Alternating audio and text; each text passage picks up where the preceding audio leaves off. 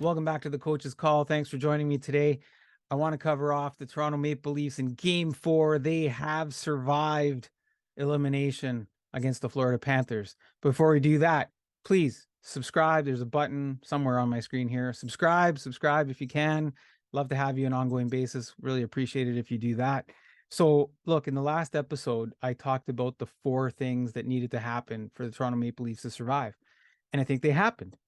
And one of the things I talked about was luck. So the first goal they score, it goes off the post and it goes off the back of Bobrovsky and it goes in the net. And so there you have luck. Now, the other part that went along with this game is that the Toronto Maple Leafs finally, I think actually might have played almost 60 complete minutes of hockey. They did have a minor breakdown, but we'll talk about that in a second. But almost played a complete game of hockey, probably for the first time this entire playoffs. And you could argue with me about the Tampa series, but you know, they didn't play complete games back then. Okay.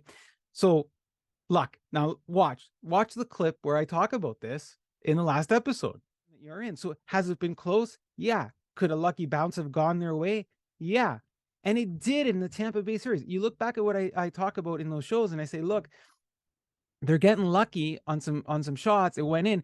And I remember, you know, a friend of mine said, you're not giving the Toronto Maple Leafs, you know, can't you give them some credit? And, you know, and I said, well, look, this could have gone either way. So credit because they won, not credit because they played a full 60 minutes of hockey and they still haven't. Okay. There you have it, right? Luck. Then the second thing I talked about was the system. Toronto Maple Leafs, Sheldon Keefe. I said, do something different. Here's the proof. Let's watch the clip from the last episode where I talked about that. How about what the Florida Panthers are doing?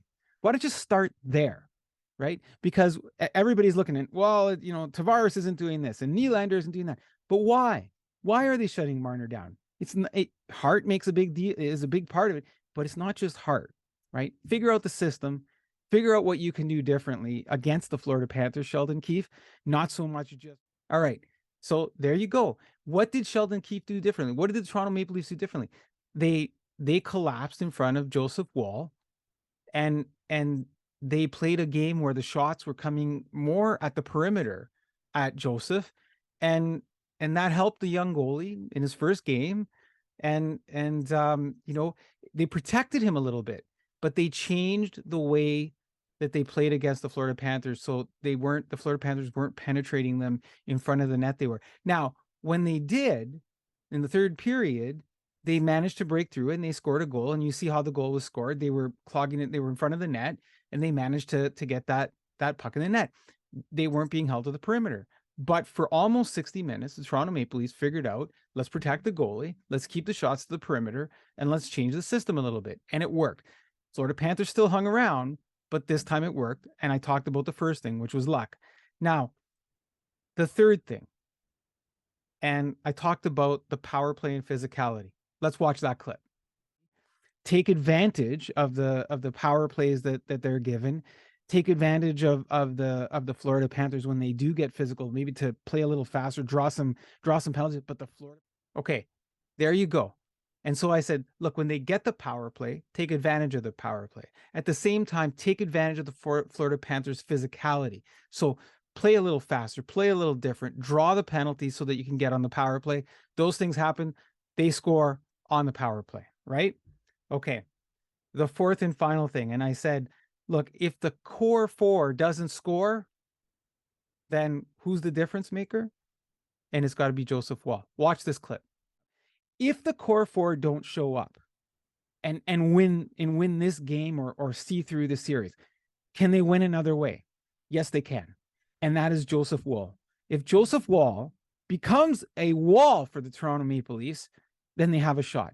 If he becomes, you know, the next iteration of Patrick Waugh, I know I'm stretching it. You guys are gonna laugh. But if he becomes that and steals a game, maybe steals 2 games, and I'm just saying what I had said, right? The core 4 did score though, right? So both of those things happened. So Nylander scored and Marner scored. right? So Marner is going to go from, he's back to being in the good graces of Toronto Maple Leaf fans. But we had 2 of the core 4 score, and Joseph Wall played a really good game, insulated a little bit by the team, but played a really good game. So the games are going back to Toronto. Is Toronto going to be able to play in front of their home crowd the way that they played in Florida in game 4? That will be the interesting thing that we need to watch now.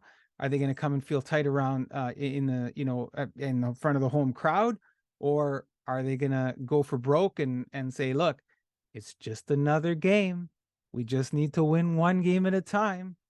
Anyways, there you go. I just wanted to come on and say, look it, these are the things I talked about. These are the things that actually happened. Sometimes I know what I'm talking about, and I'm hoping that you'll join me and subscribe, and we could do these things together and enjoy the show. So there you go. The coach's call, the Leafs. Can they survive in game 5? Survive in game 5 here on the coach's call. Take care, everybody.